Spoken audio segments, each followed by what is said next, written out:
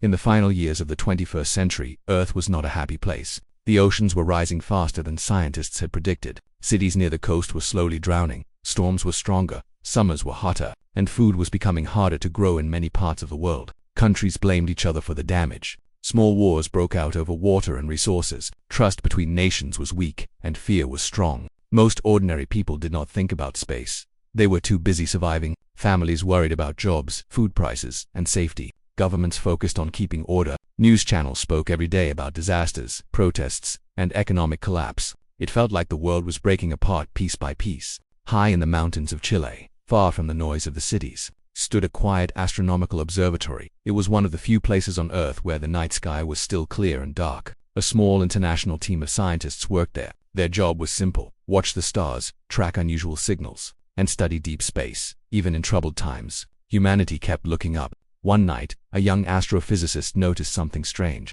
A signal appeared on the deep space monitor.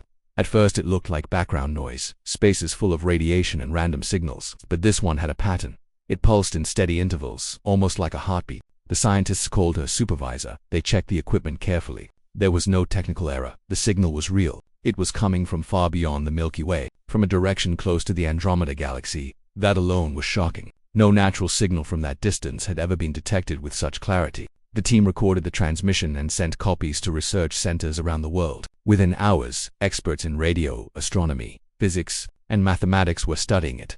The pulses were not random. They formed a code. After many tense hours, a pattern began to appear. It was not a language made of words. It was made of numbers, physical constants, and star coordinates. The message was simple but terrifying. It showed calculations of a powerful gamma-ray burst. The numbers pointed to a star system relatively close to Earth in cosmic terms. According to the data, that star was about to explode in a way that would release a narrow, deadly beam of radiation. If the beam reached Earth, it would strip away much of the planet's atmosphere. Life as humans knew it would not survive. At first, many scientists refused to believe it. A gamma-ray burst strong enough to harm Earth was extremely rare. But as they checked the sky, they found something that made their blood run cold. The distant star mentioned in the coded message was indeed unstable. Its energy levels were rising. Independent space telescopes confirmed the danger. The timeline matched the warning. Earth had less than a year before impact. Panic could have destroyed what little order remained on the planet, so the discovery was kept secret. Only a small group of world leaders and top scientists were informed. They formed a classified task force. Its mission was to understand the warning and decide what to do. But one question stood above all others: who had sent the message? The code did not introduce the sender in a human way. There were no names, but hidden within the transmission were repeating symbols that researchers interpreted as a kind of signature. After weeks of study, they concluded that the signal came from a highly advanced interstellar alliance. Later, this unknown civilization would be given a name by human analysts: the Andromeda Accord. The warning was not just information, it also contained something else: detailed mathematical models of gravity manipulation. The equations described a massive structure capable of bending space itself. If built in time and placed in the correct position, such a structure could redirect the deadly gamma beam away from Earth. Human scientists stared at the formulas in disbelief. The level of knowledge was far beyond anything humanity possessed. It was like giving fire to someone who had just learned to make sparks. Debates broke out in secret meetings across the world. Was this a trap? Could the message be false? But the astronomical data was clear. The star was collapsing. The threat was real. Then something happened that ended all doubt. 6 months before the predicted burst, space-based instruments detected enormous gravitational disturbances forming far beyond Pluto. These disturbances were not natural. They were organized, controlled, and growing stronger by the day. Through powerful telescopes, scientists observed faint shapes assembling in deep space. Massive structures were unfolding like silver petals in the dark. They were forming a shield, a curved array stretching across thousands of kilometers. It was positioned exactly between Earth and the dying star. The realization hit like thunder. The senders of the warning were not just giving instructions, they were acting. As the predicted day approached, tension filled every secret control room. Leaders who once argued over borders now sat together in silence, watching data streams. Ordinary people around the world had no idea how close they were to extinction. They went to work, cared for their children, argued about politics, unaware that their planet was being protected by strangers. Then the star exploded. Sensors across the solar system recorded a massive spike of radiation. The gamma-ray burst shot through space at the speed of light, aimed directly at Earth's orbit. For a few terrifying seconds, scientists thought the shield might fail. The energy readings were higher than expected, but the alien structure responded instantly. It bent space around the beam, curving its path just enough to send it harmlessly away into empty space. On Earth, nothing unusual happened. The sky did not change color. The ground did not shake. There was no global alarm. Life continued as normal. But in hidden underground facilities, people wept with relief. Humanity had been seconds away from destruction. After the burst passed, the massive alien structures began to disassemble. Within days, they were gone. No ship approached Earth. No message demanded payment. There was only silence. The Andromeda Accord had saved a species it had never met without asking for thanks or reward. The secret task force, later known internally as Project Dawnshield, kept all records classified. The public was told nothing. Leaders feared panic, religious chaos, or global instability if the truth came out. Humanity returned to its daily struggles, still fighting climate disasters and political conflict, unaware that it had just survived a cosmic execution. Yet, among the small circle who knew the truth, something had changed forever. For the first time in history, humanity understood two powerful facts. First, it was not alone in the universe. Second, it owed its survival to someone else. That knowledge carried weight. Some officials felt fear. If such advanced beings existed, they could also destroy Earth easily. Others felt gratitude. The Accord had shown compassion without hesitation. One elderly scientist said quietly during a private meeting, "If they had wanted us gone, they would have done nothing." No one disagreed. The question that remained was simple but heavy. Why help? There was no clear answer. Perhaps the Accord believed in protecting developing civilizations. Perhaps Earth was strategically important, or perhaps somewhere in the galaxy. Morality was not limited to humans. Years passed, but those who had witnessed the data could never forget. Every time they looked at the night sky, they remembered the invisible shield that once stood between Earth and death. Humanity continued its struggles, unaware that it had been given a second chance. A debt had been created not through words or contracts, but through action. And deep in classified archives, under the highest level of security, one sentence was written at the top of a sealed report: Earth survived because someone else chose to save it. The universe was no longer empty, it was watching. After the gamma ray burst was diverted and Earth was saved, life on the surface continued as usual. People went to work, children went to school, news channels talked about politics, weather disasters, and economic problems. No one knew that the planet had been seconds away from destruction. No one knew that an advanced alien alliance had built a shield in deep space to protect them. But in secret rooms across the world, everything had changed. The small group of leaders and scientists who knew the truth could not return to normal thinking. They had seen the data. They had watched the alien structures form beyond Pluto. They had witnessed the explosion of a dying star and the bending of space itself. They understood one clear fact: humanity was small, fragile, and far behind. At first, fear filled many discussions. What if the beings who saved Earth changed their minds one day? What if another powerful civilization was not so kind?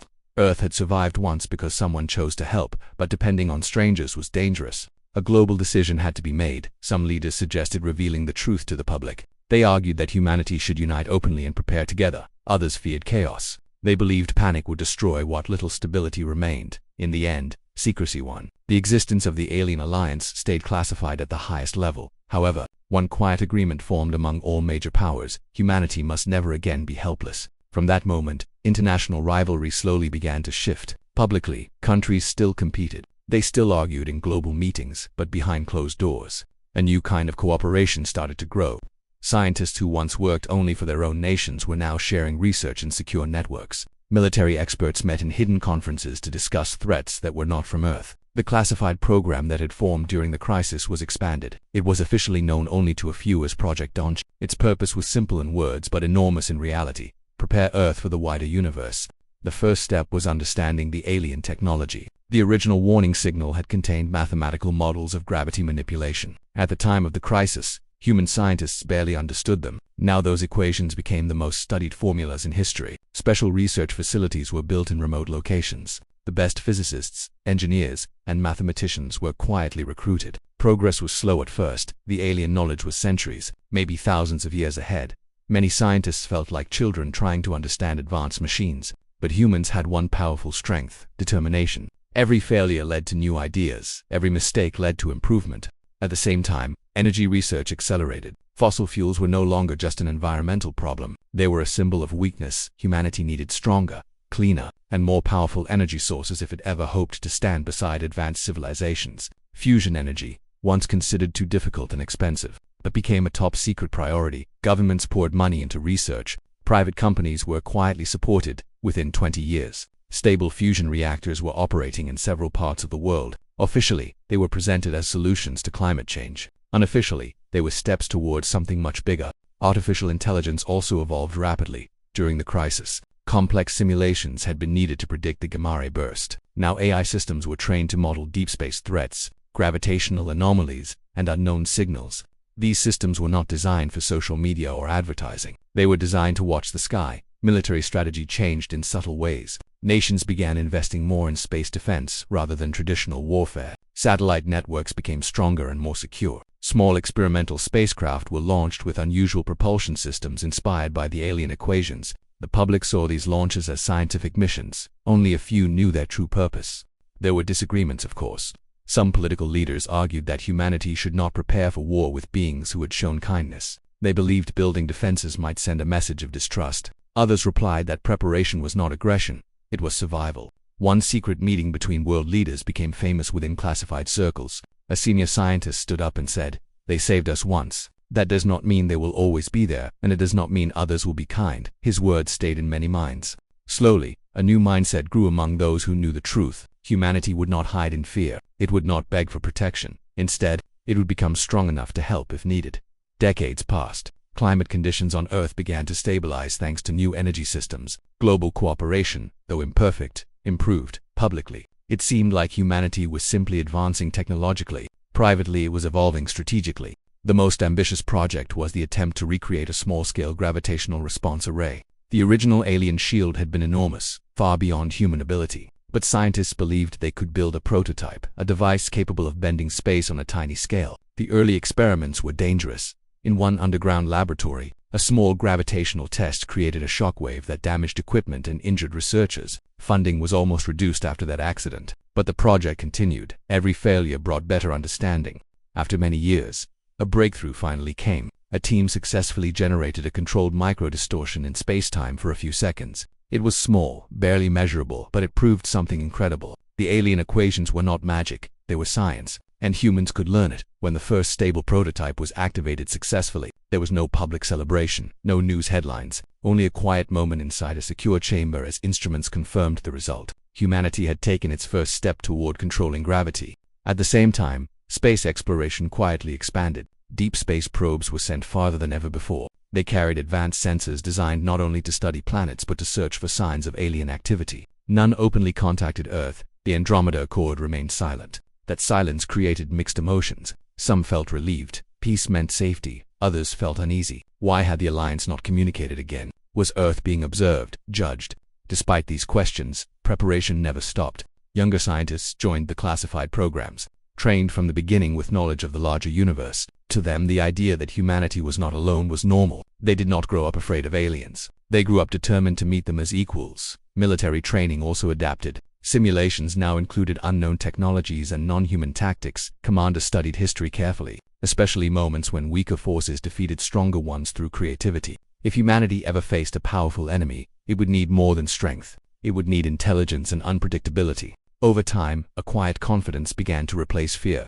Humanity was still far behind the advanced civilizations of the galaxy, but it was no longer helpless. It had fusion power. It had early gravity technology. Most importantly, it had unity and purpose among its most powerful leaders. One important truth guided all planning. The debt remained unpaid. The Andromeda Accord had saved Earth without asking for anything. That act created responsibility. If the Alliance ever needed help, humanity would answer, not because it was strong enough to win alone, but because loyalty mattered.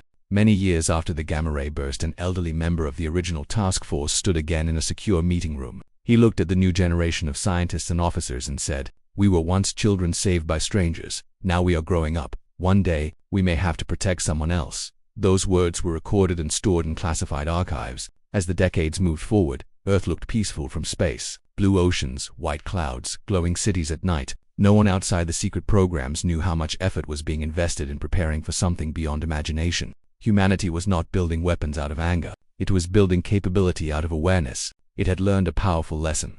Survival in the universe could depend on moments of choice. The alien alliance had chosen to save Earth. Now humanity was choosing to be ready. The stars above no longer looked silent. They looked like a future waiting to arrive. Almost 30 years had passed since Earth was secretly saved from destruction. In those years, humanity had changed in quiet but powerful ways. Fusion reactors powered cities. Artificial intelligence watched the skies day and night, hidden deep beneath mountains and deserts. Advanced research centers worked on gravity experiments that once seemed impossible. The public believed humanity was simply entering a new technological age. Only a small circle of leaders, scientists, and military officials knew the deeper truth. They were not just improving life on Earth. They were preparing for the universe. For 3 decades, there had been no contact from the alien alliance that had saved Earth. The Andromeda Accord remained silent.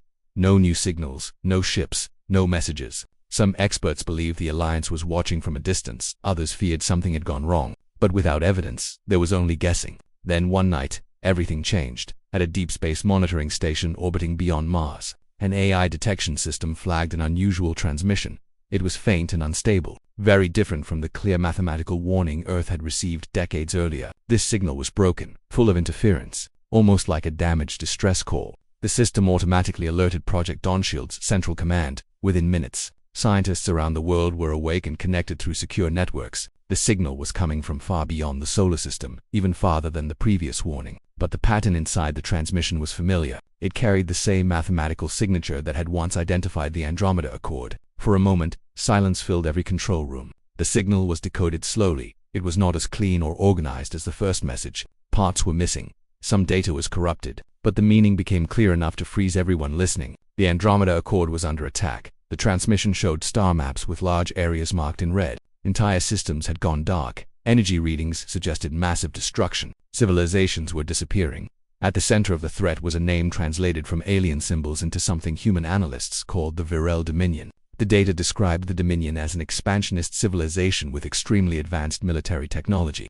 Their strategy was simple and terrifying. They did not negotiate. They did not form alliances. They absorbed or destroyed every system they encountered. The message from the Accord was not a direct request for help in emotional words. It was factual and urgent. Their defensive networks were collapsing. Their gravitational shield systems had been breached. Multiple member civilizations had already fallen. For the first time since the Gamma crisis, fear returned to the secret chambers of Earth. If a civilization powerful enough to build a shield against a gamma ray burst was now losing a war, what chance did humanity have? But the message contained something else. Attached to the distress call were updated tactical models, star coordinates, and battlefield data. The Accord was sharing its knowledge. It was not hiding information. It was trusting Earth. That detail mattered deeply. An emergency global council meeting was called under the highest level of secrecy. World leaders, military commanders, and top scientists gathered both physically and through secure holographic systems. The room felt heavier than during the original crisis decades earlier. One group argued strongly for caution.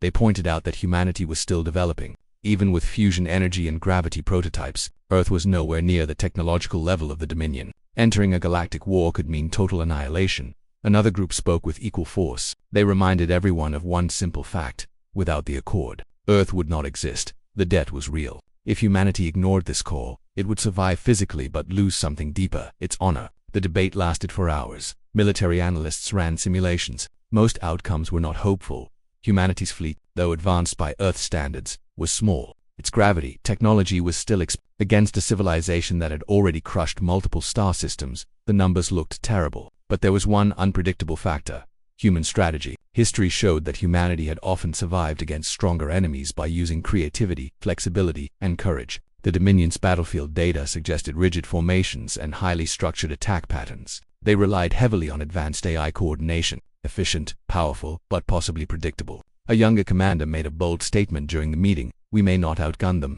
but we don't think like them." Silence followed those words. Meanwhile, the distress signal continued to repeat at regular intervals. Each time, it weakened slightly. That meant the Accord's communication systems were failing. Another question entered the discussion. What if the Dominion eventually reached the solar system? Even if Earth did nothing, safety was not guaranteed. A conquering force that erased civilizations would not ignore a developing species forever. The choice slowly became clearer. This was not just about repayment. It was about survival in the long term. After nearly 12 hours of intense debate, a decision was made. Humanity would respond. The order was given to activate the deep space defense fleet that had been built quietly over decades. These ships were not massive like science fiction war machines. They were compact, heavily shielded vessels equipped with fusion cores and experimental gravity drives. They had never faced real combat. Across hidden launch facilities on Earth and in orbit, crews moved quickly but calmly. Most of them had trained for this possibility their entire careers. Now the moment had arrived. Families of the crew members did not know the real mission. They were told it was a classified deep space operation. Only those directly involved understood that they were about to leave the safety of their star system and enter an active interstellar war. Before departure, A final encrypted message was sent toward the source of the distress call. It was simple, translated into mathematical constants and gravitational patterns so the Accord could understand clearly. Earth had received the signal. Earth was coming. When the fleet launched, there were no public announcements, no celebrations. From the outside, Earth looked peaceful as always, but in deep space, human ships accelerated beyond anything previously attempted. Inside the command vessel, the atmosphere was serious but not hopeless. Crews reviewed battle data from the Accord carefully. They studied Dominion movement patterns. They searched for weaknesses. They planned unconventional tactics that no rigid AI might predict. As the fleet traveled, new fragments of the distress signal arrived. Some Accord systems were still fighting. Others had gone silent. The maps showed red zones expanding slowly but steadily. Time was running out, yet something unexpected happened during the journey. As human ships moved closer to the conflict zone, small automated probes from the Accord began transmitting updated navigation data. Even under attack, the Alliance was guiding humanity safely through dangerous space corridors. That silent cooperation strengthened resolve. On Earth, only a handful of leaders monitored the situation constantly. They understood that if the fleet failed, there might be no second chance. Defensive preparations within the solar system were increased quietly. Experimental gravity arrays were moved into standby mode. The galaxy, vast and ancient, was about to witness something unusual. A young civilization, once saved from extinction, had chosen not to hide. It had chosen to stand. As human ships crossed the boundary into the outer regions of the war-torn systems, long-range sensors detected massive energy signatures ahead. Entire starfields flickered with weapon discharges. Debris fields marked the remains of destroyed fleets. For the first time, human eyes saw clear evidence of interstellar war. The commanders knew the risk. They knew the odds. But no one ordered retreat. The debt would not remain unpaid. And somewhere ahead, under heavy assault, the Andromeda Accord was still fighting. Humanity was about to enter a conflict far greater than anything in its history, not as victims, not as observers, but as participants. The next decision would shape not just Earth's future, but its place in the universe. When the human fleet finally entered the outer edge of the war zone, the view from their ships was something no one had ever imagined. Space itself looked wounded. Bright flashes of energy exploded in the distance. Broken pieces of massive alien structures floated silently through the darkness. The entire star systems that once held life were now quiet and cold. The Andromeda Accord's remaining ships were scattered and retreating toward a dying star at the center of the system. Behind them advanced the forces of the Virile Dominion. The Dominion fleet was enormous. Their ships were long, dark structures shaped like sharp blades. They moved in perfect formation, never breaking pattern. Every movement looked calculated and controlled by a powerful central intelligence. Their weapons fired in synchronized bursts, cutting through space like lines of pure light that human commanders watched carefully. Fear was natural, but panic was not allowed. They had studied Dominion battle data during their journey. They knew the enemy depended heavily on order and precision. So humanity decided to do the opposite. Instead of forming a tight defensive line, the human ships scattered into unpredictable positions. They moved in irregular patterns, changing speed and direction without warning. To an outside observer, it might have looked chaotic, but it was controlled chaos. The first engagement happened sooner than expected. A group of Dominion ships detected the human fleet and changed course to intercept. Their formation remained perfect, weapons charging in synchronized rhythm. Inside the human command vessel, the lead admiral gave a simple order: deploy gravitational mines. Small devices were released into space ahead of the approaching Dominion ships. These were not traditional explosives. They were experimental gravity discs, built from decades of secret research on alien equations. When activated, they created sudden pockets of warped space. The Dominion ships entered the minefield without adjusting formation. Their sensors likely detected something unusual, but their rigid strategy did not allow fast deviation. One by one, gravity mines activated. Space twisted violently in localized areas. Dominion ships were pulled slightly off course, colliding with each other. Energy beams fired by their own weapons bent unpredictably, striking nearby allies instead of targets. The perfect formation broke for the first time. Human ships seized the moment. Fusion cannons fired not in straight lines, but in scattered angles designed to increase confusion. Electronic warfare systems flooded Dominion communication channels with rapidly shifting signal patterns. The goal was not brute force, it was disruption. The battle was not easy. Dominion weapons were far more powerful. Several human ships were destroyed in the first wave. Their shields collapsed quickly under concentrated fire. Explosions lit up the darkness where they once flew. But something important happened. The Dominion paused for a brief moment. Their fleet slowed, recalculating. The unpredictable human tactics forced their central AI to process too many variables at once. That small delay allowed the remaining Accord ships to regroup closer to the dying star. Communication lines opened between human commanders and the Accord. The Alliance shared updated tactical data instantly. There was no hesitation, no mistrust. to civilizations. Once strangers were now fighting side by side. The main Accord fleet had been protecting a spatial corridor near the dying star. This corridor was a natural distortion in space that allowed faster movement between systems. If it collapsed, thousands of surviving Accord civilians trapped in nearby regions would have no escape. The Dominion understood this. They concentrated heavy fire toward the corridor, aiming to destroy it completely. Human sensors confirmed that the corridor was destabilizing. Gravitational stress levels were rising rapidly. If it tore apart, the explosion could wipe out both fleets. The human admiral made a bold decision: activate the full-scale gravitational response array. This was the largest and most dangerous device humanity had ever built. It was still considered experimental. It had never been tested under real combat conditions. Deep inside the lead human vessel, engineers prepared the system. Massive energy from fusion cores flowed into gravity field generators. The ship trembled under the strain. Outside, the battle intensified. Dominion ships pushed forward relentlessly. Accord vessels fired back, but they were exhausted and damaged. Then the human gravity array activated. A powerful wave of controlled distortion spread outward from the human fleet. Instead of attacking directly, the field wrapped around the unstable spatial corridor. It acted like a brace, holding the tearing space together. Instruments showed impossible readings. Humanity was bending space on a scale never before attempted. Dominion ships adjusted immediately, redirecting fire toward the source of the gravitational field. Human shields struggled under the assault. Warning alarms filled every bridge. Several ships were critically damaged, but they maintained formation. At the same time, human pilots executed a second unpredictable maneuver. Instead of retreating from the concentrated attack, smaller ships accelerated directly through Dominion lines, weaving between larger vessels. They deployed signal disruptors at close range, interfering with the Dominion's synchronized targeting systems. The result was dramatic. Dominion formations began to fragment. Ships that once moved like a single machine now hesitated individually. Some turned too sharply, others miscalculated firing angles. Precision became confusion. Accord commanders recognized the shift and pushed forward with renewed strength. Their larger vessels targeted isolated Dominion ships, destroying them one by one. The dying star at the center of the system fled violently as gravitational forces around it changed. Energy storms erupted across nearby space. The battlefield became even more unstable. Human engineers fought to keep the gravity array stable. Power levels reached critical limits.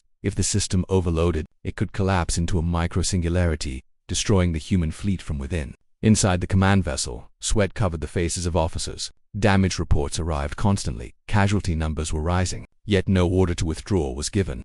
The spatial corridor slowly stabilized under the combined gravitational support of human and Accord technology. Evacuation signals confirmed that civilian transports were escaping through the corridor successfully. The Dominion fleet made one final attempt to break through. Their largest warship advanced, weapons glowing with overwhelming energy. It fired a concentrated beam aimed directly at the corridor's core. The human admiral made one last calculation. He ordered all remaining gravity mines and field generators to focus on bending the path of the beam, not blocking it. As the Dominion's weapon discharged, the energy streaked toward the corridor like a star falling from the sky. But at the last moment, space curved slightly under the influence of the human gravity field. The beam shifted just enough to miss its target, slicing past the corridor and disappearing into empty space. The effect was small in distance, but enormous in outcome. The Dominion's ultimate strike had failed. For the first time, Dominion ships began retreating, not in chaos, but in controlled withdrawal. Their calculations likely showed unacceptable losses and rising unpredictability. Continuing the battle no longer guaranteed victory. Slowly, their fleet turned away from the dying system. Silence began to replace explosions. Human ships, heavily damaged and reduced in number, held position. Accord vessels stabilized the corridor fully. The surviving Dominion forces vanished into deep space. The battlefield was filled with debris, flickering energy, and drifting wreckage. Many human lives had been lost. Several ships were beyond repair, but the corridor remained open. Accord civilians had escaped. Across secure channels, the Andromeda Accord transmitted a simple message to the human fleet. The translation was clear: the balance has shifted. Human crews did not celebrate loudly. The costs had been too high. Instead, they watched the stars quietly, understanding what had just happened. Humanity had not defeated the Dominion completely, but it had done something equally powerful. It had changed the outcome of a galactic war. A species once saved from extinction had stepped into the darkness and held the line, and across distant systems. Observers who had ignored Earth before were now recalculating their assumptions. The universe had just learned something new about humanity. After the battle near the dying star, space slowly became quiet again. The explosions stopped. The flashes of energy faded. Broken ships drifted in silence, turning slowly in the darkness. The human fleet, damaged but still standing, held its position near the stabilized spatial corridor. No one cheered, no one celebrated loudly. Too many ships had been lost. Too many lives had ended in the cold emptiness of space. Inside the surviving vessels, crews sat quietly at their stations, watching instruments and checking for any sign that the Viral Dominion might return. But the Dominion did not come back. Long-range sensors showed their fleet retreating deeper into unknown regions. They did not flee in panic. They withdrew in order. But their advance had stopped. For the first time since their expansion began, they had been forced to step back. That single fact changed everything. The Andromeda Accord ships slowly gathered near the human fleet. These were the same beings who had once saved Earth from a Gamari burst without asking for anything in return. Now their vessels showed heavy damage. Some were barely functional. Entire sections were dark. Yet they remained operational. For the first time, direct communication was established between human commanders and the Accord leadership in real time. The signal was translated instantly by advanced systems on both sides. There were no emotional words at first, only data exchange, damage reports, star maps, survivor counts. Then came a simple message from the Accord. You chose to stand. The human admiral responded calmly. You chose to save us first. There was silence for a moment. Not empty silence, but meaningful silence. In that pause, something deeper than strategy passed between the two civilizations. Respect. Across nearby star systems, other observing civilizations were watching the aftermath of the battle. Many had remained neutral during the Dominion's expansion. They had hidden behind borders, hoping to survive unnoticed. Earth had once been considered one of the smallest and least advanced species in known space, a young civilization still struggling with its own planet. Now that view was changing rapidly. Reports spread through interstellar networks. A developing species from a distant spiral arm had entered an active war zone and altered the outcome of a major conflict. Not through superior strength, but through loyalty and unpredictable strategy. Diplomatic signals began arriving even before the battlefield was fully cleared. Civilizations that had never contacted Earth before were requesting communication channels. Some wanted information, some wanted alliance discussions, others simply wanted to understand who humanity truly was, back in the solar system. News of the war was still secret from the general public, but world leaders were fully informed. When confirmation arrived that the Dominion had retreated, relief swept through the highest levels of government. Earth had survived its first interstellar battle. But leaders also understood something important. Survival was not the only result. Humanity's place in the galaxy had changed forever. The human fleet did not immediately return home. Instead, it assisted the Accord in stabilizing nearby systems damaged during the war. Human gravity technology, though less advanced, proved flexible and adaptable. Engineers from both civilizations worked together for the first time in shared repair operations. In these joint efforts, something surprising happened. Cultural exchange began naturally, not through grand ceremonies, but through cooperation. Human engineers learned new methods of energy control. Accord scientists observed human creativity and problem-solving in real time. The Accord leadership eventually transmitted a formal declaration across secure channels. The message was translated into all known galactic languages. Humanity was recognized as an equal partner within the Interstellar Alliance. Not a protected species, not a minor world, an equal. That announcement traveled far beyond the battlefield. Civilizations that once ignored Earth now reconsidered their calculations. Trade possibilities were studied. Research exchanges were proposed. Defense treaties were drafted. The phrase repeated in many alien councils was simple: they are loyal in the universe. Strength was respected. Technology was admired. But loyalty in the face of danger was rare and powerful. The Viral Dominion, though still dangerous, had learned something as well. Their data analysis would show that humanity did not follow predictable patterns. It did not surrender when logic suggested retreat. It acted based on values that were difficult to calculate. That unpredictability made humanity a complicated opponent. Months after the battle, the human fleet finally began its journey back toward the solar system. The ships were scarred. Holes were repaired with temporary plating. Some vessels towed damaged companions. But they carried something far more valuable than intact metal. They carried recognition. As they entered the outer edge of the solar system, a decision was made. The truth would no longer remain hidden from the people of Earth. The world had changed too much to continue secrecy. Humanity had stepped onto the galactic stage. Its people deserved to know. When the announcement was made globally, reactions were mixed at first. Shock, fear, disbelief. The idea that aliens existed was already overwhelming. The knowledge that Earth had fought in a distant war felt unreal. But when images from the battle were released, carefully selected but truthful, something unexpected happened. Pride. Not pride based on conquest, but pride based on courage. Humanity had not started a war. It had answered a call. It had repaid a debt. Memorial services were held worldwide for the crews who did not return. Their names were honored as the first defenders of Earth beyond its own sky. For the first time in history, humanity saw itself not as separate nations, but as a single species that had acted together. Children looked at the stars differently after that. They no longer saw empty darkness. They saw neighbors, allies, and challengers.